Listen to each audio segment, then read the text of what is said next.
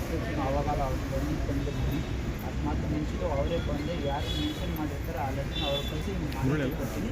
ಹೀಗೆ ಎಲ್ಲ ಮನವಿಯನ್ನು ಸಲ್ಲಿಸಿದ್ದೀವಿ. ಜೊತೆಗೆ ಪ್ರೂಫ್ ಸಮೇತ ಇದೆ. ಇದೇನು ರೆಸಿಡೆನ್ಷಿಯಲ್ ಹೋಟ್ಲ ಈ ಥರ ತಪ್ಪಾಗಿದೆ, ಅನ್ಯಾಯ ಆಗಿದೆ, ಅದನ್ನು ನ್ಯಾಯ ಕೊಡಿಸಿ ನ್ಯಾಯ ರೀತಿಯಲ್ಲಿ ಬದುಕೋಕೆ ಅವಕಾಶ ಮಾಡಿಕೊಡಿ ಅಂತೇಳಿ ಹೇಳಕ್ಕೆ ಬಂದಿದ್ದೀವಿ.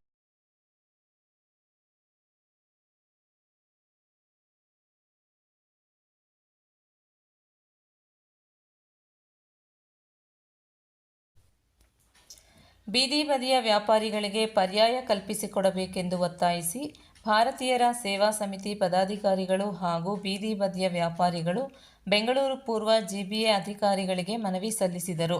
ನಂತರ ಮಾತನಾಡಿದ ಭಾರತೀಯ ಸೇವಾ ಸಮಿತಿಯ ರಾಷ್ಟ್ರೀಯ ಅಧ್ಯಕ್ಷ ಹೂಡಿ ಚಿನ್ನಿ, ಕಳೆದ 25 ವರ್ಷಗಳಿಂದ ಹೂಡಿ, ITPL, ವೈಟ್ಫೀಲ್ಡ್ ಮುಂತಾದ ಸ್ಥಳಗಳಲ್ಲಿ ಬೀದಿ ಬದಿ ವ್ಯಾಪಾರ ನೆಚ್ಚಿಕೊಂಡು ಸಾವಿರಾರು ಕುಟುಂಬಗಳು ಜೀವನ ನಿರ್ವಹಣೆ ಮಾಡುತ್ತಿದ್ದಾರೆ.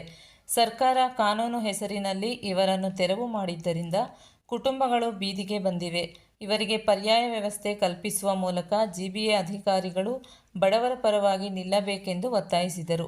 ಈ ಸಂದರ್ಭದಲ್ಲಿ ಸಮಿತಿಯ ರಾಜ್ಯಾಧ್ಯಕ್ಷ ವಿ. ಅಮರನಾಥ್, ಮುನಿರಾಜ್, ಫಾರೂಕ್, ಕೃಷ್ಣಪ್ಪ, ಯಶೋದಮ್ಮ, ರವಿ, ಅಶೋಕ್ ಕುಮಾರ್, ಸುರೇಶ್, ಉದಯ್ ಹಾಜರಿದ್ದರು. ಮೇರೆಗೆ ಸಭೆಗೆ ಹೋಗಿದ್ದಾರೆ. ಆದ್ದರಿಂದ ಮಾನ್ಯ ಆಯುಕ್ತರು ಬೆಂಗಳೂರು ಪೂರ್ವ ನಗರ ಪಾಲಿಕೆಯವರ ಪರವಾಗಿ ಈ ದಿನ ತಮ್ಮ ದೂರಿನ ಅರ್ಜಿಯನ್ನು ನಾನು ಸ್ವೀಕರಿಸ್ತಿರ್ತೀನಿ. ಈ ದೂರಿನ ಅರ್ಜಿಯ ಕುರಿತು ಮಾನ್ಯ ಆಯುಕ್ತರ ಗಮನಕ್ಕೆ ಹಿಂದೆ ತಂದು ತದನಂತರ ಶ್ರೀ ಎಂ ರಾಮಚಂದ್ರ ಇವರನ್ನು ಆಯುಕ್ತರ ಬಳಿ ಕರೆದು ಚರ್ಚಿಸಿ ತದನಂತರ ಅವರ ಆದೇಶದ ಮೇರೆಗೆ ಅಗತ್ಯ ಕ್ರಮ ವಹಿಸುವಂತೆ ಹಾಗೂ ಇವರು ತಿಳಿಸಲಾಗುವಂತೆ ಹೇಳ್ತೀವಿ. ಏನು ಇದೆ ಕಾನೂನಲ್ಲಿ ಇದೆ ಆ ಕಾನೂನು ಪ್ರಕಾರ ಕ್ರಮ ಕೈಗೊಳ್ಳೋಕ್ಕೆ ಏನು ನಮ್ಮಲ್ಲಿ ಇದೆ ಅವಕಾಶ ಮಾಡಿಕೊಡಬೇಕು ಅನ್ನೋ ಉದ್ದೇಶದಿಂದ ಮುಖ್ಯ ರಸ್ತೆಗಳಲ್ಲಿ ಮಾತ್ರ ಅಂಗಡಿಗಳನ್ನು ತೆರವುಗೊಳಿಸಿ ಅಂತೇಳಿ ಆದೇಶ ಆಗಿತ್ತು.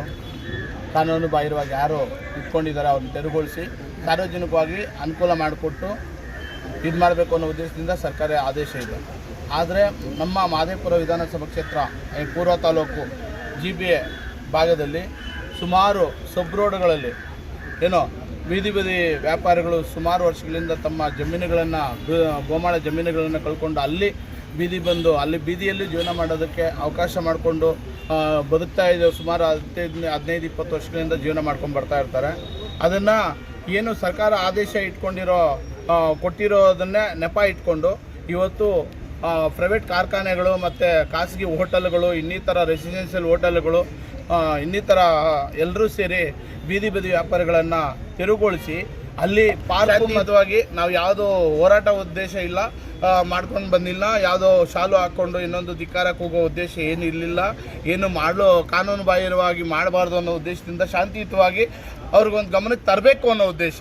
ಯಾಕೆಂದರೆ ಅವ್ರಿಗೆ ಗೊತ್ತಾಗಬೇಕು ಇಲ್ಲಿ ಅವ್ರದ್ದು ಆ ಕಡೆಯಿಂದ ಆಗ್ತಾಯಿದೆ, ಮೇಲೆಯಿಂದ ಆಗ್ತಾ ಇದೆಯಾ, ಇಲ್ಲಿರ್ತಕ್ಕಂಥ ಒಳಗೆ ಮಾಡ್ತಾ ಇರ್ತಕ್ಕಂಥ ಇಂಜಿನಿಯರ್ಗಳು, ಏನೋ AEWಗಳು ಇನ್ನಿತರ ಅವರೇನಾದರೂ ಕ್ರಮ ಅವರು ಒಳಗಡೆ ಅವ್ರಿಗೆ ಇನ್ವಾಲ್ವ್ ಆಗಿ ಏನೋ ಕಂಪನಿಗಳವ್ರ ಹತ್ರ ಮತ್ತು ಖಾಸಗಿ ಹೋಟ್ಲವ್ರ ಹತ್ರ ಮಿಂಗಲಾಗಿ ಈ ಥರ ಏನಾದರೂ ಮಾಡಿದಾರ ಅನ್ನೋದು ನಮಗೆ ಪರಿಶೀಲನೆ ಆಗಬೇಕು. ಅದರಿಂದ ನಾವು ಶಾಂತಿಯುತವಾಗಿ ಬಂದು ಮನವಿ ಕೊಟ್ಟು ಅವ್ರಿಗೆ ರಿಕ್ವೆಸ್ಟ್ ಮಾಡಿ ಮಾನವೀಯತೆ ದೃಷ್ಟಿಯಲ್ಲಿ ಅವ್ರು ಬದುಕೋದಕ್ಕೆ ಅವಕಾಶ ಕೊಡಬೇಕು ಅಂತೇಳಿ ಅಲ್ಲೆಲ್ಲೇನು ತಪ್ಪುಗಳು ನಡೀತಿದ್ದಾವೆ ಅದನ್ನು ನಾವು ಸರಿಪಡಿಸಿ ಅಂತೇಳಿ ಹೇಳಲು ಬಂದು ಮನವಿ ಕೊಟ್ಟಿದ್ದೀವಿ. ನಮ್ಮ ಭಾರತೀಯರ ಸೇವಾ ಸಮಿತಿ ರಾಜ್ಯಾಧ್ಯಕ್ಷರಾದ ನಮ್ಮ ರಾಮಚಂದ್ರ ಚಿನ್ನಣ್ಣನವರು, ಹೂಡಿ ರಾಮಚಂದ್ರ ಚಿನ್ನಣ್ಣನವರು ಬೀದಿ ಬದಿ ವ್ಯಾಪಾರಿಗಳ ಪರವಾಗಿ ಧ್ವನಿ ಎತ್ತಿದ್ದಾರೆ. ಯಾಕೆ ಅಂದರೆ ಈ ಬೀದಿ ಬದಿ ವ್ಯಾಪಾರಿಗಳೆಲ್ಲ ಬಡವರು, ದಲಿತರು, ಅಸ್ಪೃಶ್ಯರು. ಅದರಿಂದ ಅವರ ಪರವಾಗಿ ಧ್ವನಿ ಎತ್ತಿದ್ದಾರೆ. ಈ ಮಹದೇವಪುರ ಕ್ಷೇತ್ರದಲ್ಲಿ ಯಾರೂ ಧ್ವನಿ ಎತ್ತೋದು ಇಲ್ಲ. ಯಾಕೆ ಅಂದರೆ ಬಡವರ ಪರವಾಗಿ ನಿಂತ್ಕೊಳ್ಳೋದು ಒಬ್ಬರೇ ನಾಯಕರು, ಅದು ನಮ್ಮ ಚಿನ್ನಣ್ಣ. ನಾವು ಚಿನ್ನಣ್ಣನಿಗೆ ಹೇಳಿ ಅವ್ರೇನೋ ನಮಗೇನೋ ಕ್ರೆಡಿಟ್ ಕೊಡ್ತಾರೆ ಅಂತಲ್ಲ, ಇದು ವಾಸ್ತು ತೆರೆದ ಪುಸ್ತಕ. ಅದರಿಂದ ಇವತ್ತು ಸಾವಿರಾರು ಜನ ಚಿನ್ನಣ್ಣ ಒಂದು ಫೋನ್ ಮಾಡಿ ಹೇಳಿದ ತಕ್ಷಣ, ಒಂದು ಕರೆ ಕೊಟ್ಟಿದ ತಕ್ಷಣ ಬಂದವ್ರೆ. ಎಷ್ಟು ಜನಗಳು ಇವತ್ತು ಬೀದಿಗೆ ಬಂದು ಇವತ್ತು ಲಕ್ಷಾಂತರ ಜನ ಇವತ್ತು ಬೀದಿಗೆ ಬಂದುಬಿಟ್ಟಿದ್ವಿ. ನಮಗೆ ಯಾರು ರಾಜಕೀಯದವ್ರು ಬಂದು ಹೆಲ್ಪ್ ಮಾಡಿಲ್ಲ ಸ್ವಾಮಿ.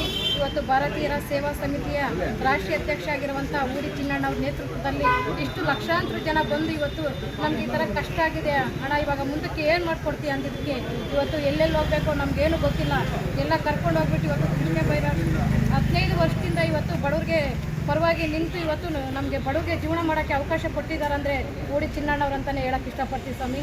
ಯಾವ ಸಂಘಟನೆಯವರು ಬಂದಿಲ್ಲ, ಯಾವ ರಾಜಕೀಯದವರು ಬಂದಿಲ್ಲ. ಇವತ್ತು ಬಡವ್ರ ಪರವಾಗಿ ನಿಂತಿರೋದು ಊಡಿ ಚಿನ್ನಣ್ಣವರು, ನಮ್ಮ ನಾರಾಯಣ ಸ್ವಾಮಣ್ಣವರು, ನಮ್ಮ ಮುನ್ರಾಜಣ್ಣವರು ಎಲ್ಲರೂ ಬಂದು ಇವತ್ತು ಬಡವ್ರಿಗೆ, ನಮ್ಮ ಸೀನಣ್ಣವರು ಬಡವ್ರ ಪರವಾಗಿ ನಿಂತು ಇವತ್ತು ನ್ಯಾಯ ಮಾಡಿಕೊಡ್ತೀವಿ ಅಂತ ಹೇಳ್ಬಿಟ್ಟು ಬಂದಿದ್ದಾರೆ.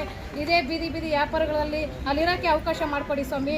ಅಲ್ಲ ಯಾರ್ಯಾರಿಗೋ ಅಲ್ಲ ಸಾಹುಕಾರಿಗೆ ಹೆಲ್ಪ್ ಮಾಡೋಕ್ಕೆ ಹೋಗಬೇಡ ಸ್ವಾಮಿ. ಬಡವರು ಇವತ್ತು ಬೀದಿಗೆ ಬಂದು ಇವತ್ತು ನಮ್ಮ ಮಕ್ಕಳು ಮರಿ ಪರಿಸ್ಥಿತಿ ಏನು, ಇವತ್ತು BP ಇರೋರು ಇರ್ತಾರೆ, ಮನೇಲಿ ಶುಗರ್ ಇರ್ತಾರೆ, ನಮ್ಮ ಚಿಕ್ಕ ಮಕ್ಕಳು ನಾವು ಜೀವನ ಮಾಡೋದು ಹೆಂಗೆ? 1 ವಾರ ಆಯಿತು ಅಂಗಡಿ ಹಾಕಿ, ಇವಾಗಲೇ ಮನೇಲಿ ಮನೆ ಬಾಡಿಗೆ ಕಟ್ಟೋದು ಹೆಂಗೆ? ಮಕ್ಕಳು ಓದಿಸೋದು ಹೆಂಗೆ? ನಮ್ಮ